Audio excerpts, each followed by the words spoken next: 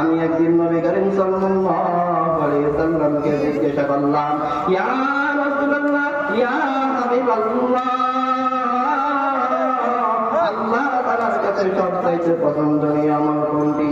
ক্বালান নবিয়্যু সাল্লাল্লাহু আলাইহি ওয়াসাল্লাম, as-সালাতু আলা ওয়াক্তিহা। নবী করিম সাল্লাল্লাহু আলাইহি সাল্লাতু ওয়াসাল্লাম বললেন, আল্লাহ তাআলার কাছে সবচেয়ে পছন্দনীয় আমল হলো সময় মতো নামাজ আদায় করা।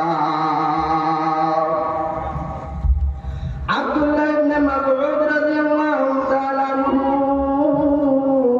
তিনি তার বর্ণনার মধ্যে বলেন, আমি নবী করিম সাল্লাল্লাহু আলাইহি সাল্লামকে আবার জিজ্ঞাসা করলাম, কুনতু সুম্মা আইয়ুন, ইয়া রাসূলুল্লাহ, ইয়া হাবিবাল্লাহ, তারপরে কোন আমল আল্লাহ তাআলার কাছে বেশি প্রিয়?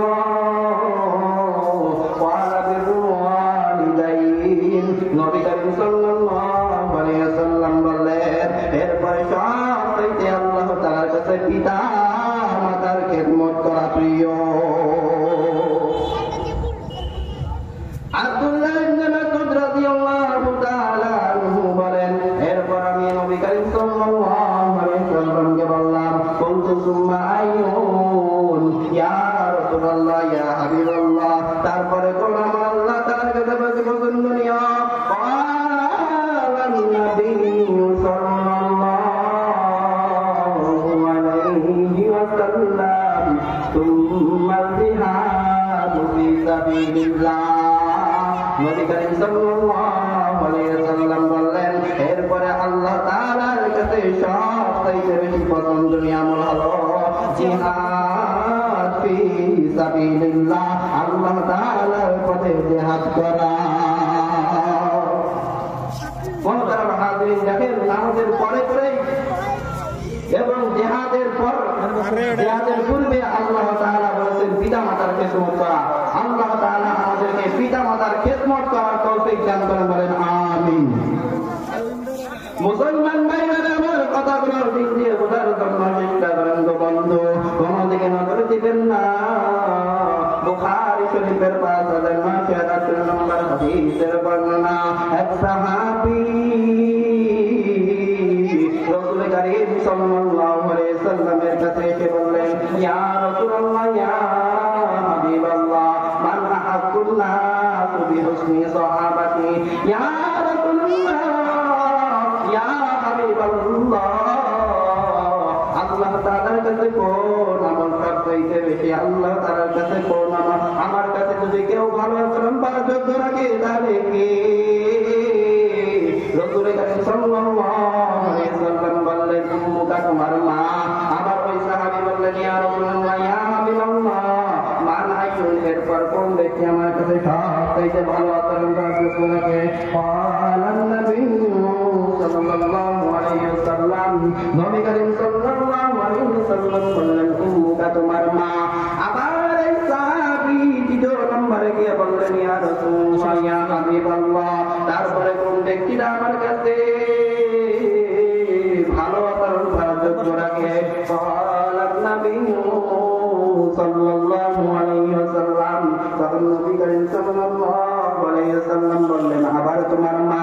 মুসলমান ভাইরে এবং পুরো যুবকেরা গভীর মনোযোগ দিয়ে শুনেন, তোমার আমার নবী এতিম নবী তিনবার বললেন, তোমার মা, তোমার মা, তোমার মা, তোমার কাছ থেকে ভালো আচরণ করার যোগ্য রাখে।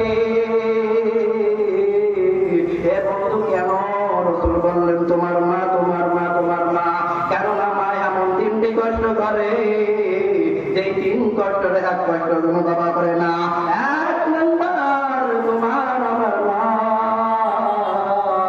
তোমাকে আমাকে গর্ভে ধারণ করে অনেক কষ্ট করেছে। যুবক ভাইরে, তুমি আমি তো তোমার আমার মায়ের পেটের মধ্যে ছিলাম। গভীর রাত্রে ঠান্ডার সময় অনেকে ঘুমায়,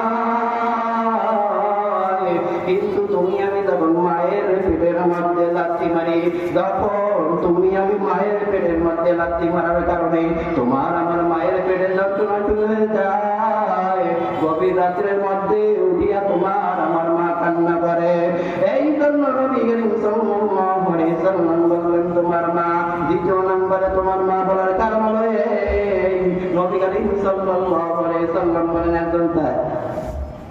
একজন মায়ের প্রসবের ব্যথার সময় এমন ব্যথা হয়ে যায়, হে বন্ধু গভীর মনোযোগে শোনেন, একজন মানুষ 25 থেকে 26 ইউনিট পর্যন্ত ব্যথা সহ্য করতে পারে, কিন্তু তোমার আমার মায়ের যখন প্রসবের ব্যথা উঠে যায় 25 কি 26 কি 50 কি কোনো কিছু মানা যায় না। এমনকি তোমার আমার মানুষের, জীবিত মানুষের হাড়গুলো যেমন টুকরো টুকরো করলে যেমন ব্যথা হয়, ঠিক তোমার আমার মায়ের প্রসবের সময়ের চাইতে ডাবল ব্যথা হয়েছে। এই জন্য রাসূল করিম সাল্লাল্লাহু আলাইহি ওয়াসাল্লাম দ্বিতীয়বার বললেন তোমার মা, তোমার মা। কোন দিকে নজর দিবেন না। তৃতীয় নম্বরে রাসূল সাল্লাল্লাহু আলাইহি ওয়াসাল্লাম তোমার মা বলার কারণে এই, তোমার আমার মা সন্তানকে দুধ পান করানোর কারণে কষ্ট যে পায়, এই 3 কষ্টের একটি কষ্ট বাবা পায় কিনা? এই 3 কষ্টের এক কষ্ট কি বাবা পায়? এই জন্য রাসূল সাল্লাল্লাহু আলাইহি ওয়াসাল্লাম বললেন তোমার মা, তোমার মা তোমার কাছে সবচাইতে বেশি হক রাখে। আর একটি কথা বলে আমি শেষ করে দেবো, সময় অল্প। আবু দাউদের 2582 নম্বর হাদিসের বর্ণনা, রাসূলের কাছে সাল্লাল্লাহু আলাইহি ওয়াসাল্লামের কাছে সাহাবী বললেন, ইয়া রাসূলুল্লাহ, আমি আপনার কাছে জিহাদ করতে চাই। রাসূল বললেন তোমার মা জীবিত আছে কিনা? তখন ওই সাহাবী বললেন, জি আমার মা বেঁচে আছে। রাসূল বললেন, কি বাবা রাহা। কিছুক্ষণ পর সাহাবী রাসূল করিম সাল্লাল্লাহু আলাইহি ওয়াসাল্লামের সাথে সামনে গিয়ে বললেন, ইয়া রাসূল, আমি জিহাদ করতে চাই। রাসূল বললেন তোমার মা জীবিত আছে কিনা? সাহাবী বললেন, ইয়া